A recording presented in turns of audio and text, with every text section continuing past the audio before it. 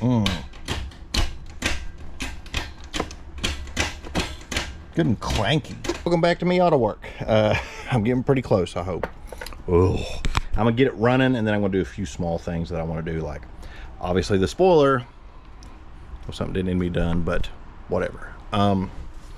So what I'm going to do today is we are going to install a short shifter, because I'm trying to work forward. I'm going to put fluid in the transmission, and I was going to change the fluid. You might have seen, well, the short shifter's not necessary, but I was going to change the fluid in the snout, so I had to take the shifter out anyway. So if it's out, go ahead and replace it. Okay, it's going to replace the shifter.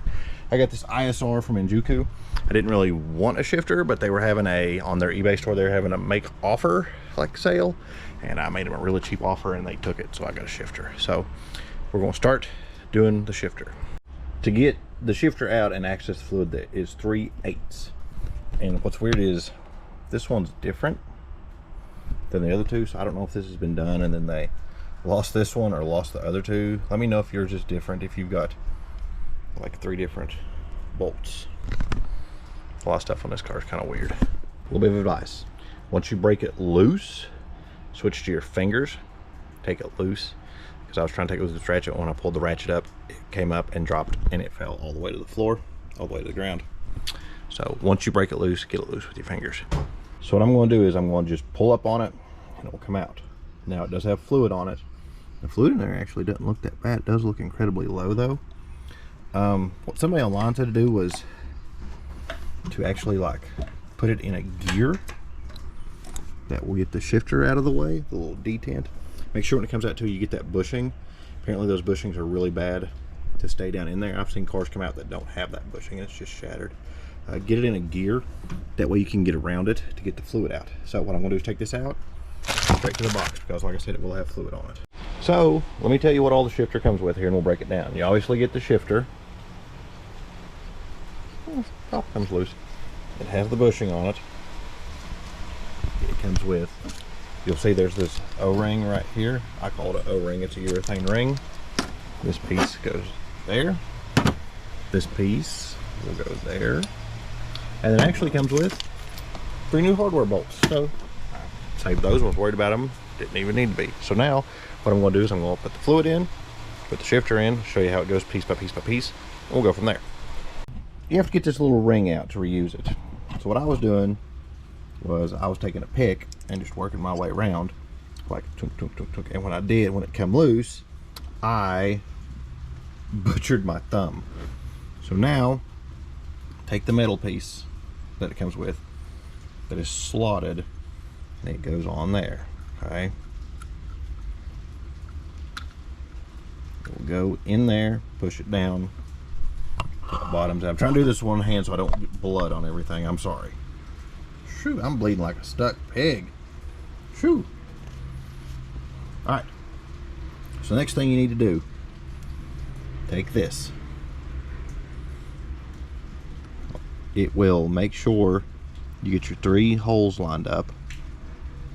Okay, as you can see, those will be opposite of each other. Okay, then take this, put it back in with the notch up. Okay, the notch should be directly on top. Okay, then what you do, you'll put your shifter in.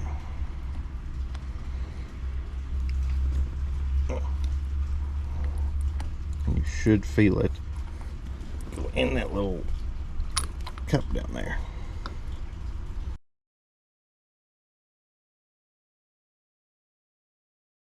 So it comes with 3 bolts, 3 regular washers, 3 lock washers. Put them together like this: bolt, washer, lock, washer. Hold them like this, because I already dropped one. I'm going to get into the car and get it. Okay, and then we'll just snug them down by hand. Like I said, I'm going to get into the car and find this lock washer for this one.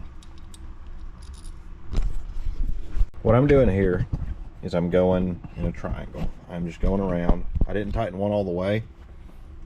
You'll see it start like drawing itself down. So I'm just kind of going what would basically be a circle, but it's a triangle. Trying to make sure it's evenly tight. Okay.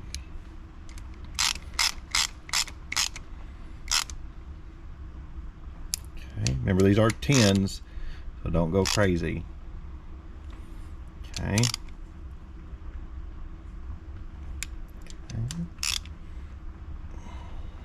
So now, I don't know how it shifted. I had shifted it some before. It felt okay, but let's see. Now let's make sure everything works. Clutch in. Oh, that's nice. That's like really stiff. That's like almost like too stiff. But oh well. Oh man.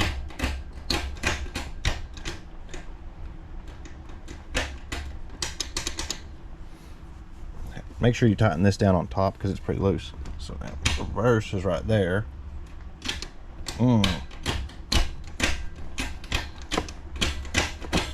Good and clanky. That third to fourth feels really good.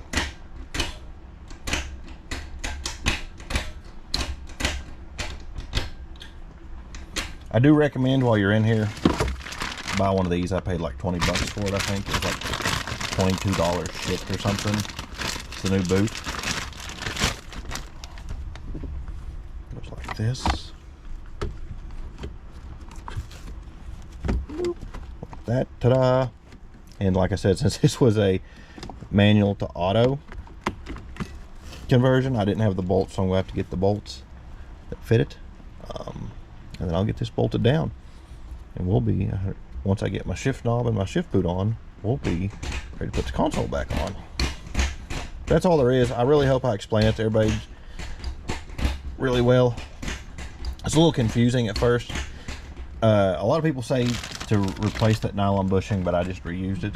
It's up to you. So that's all there is to that. And we changed fluid oil in there.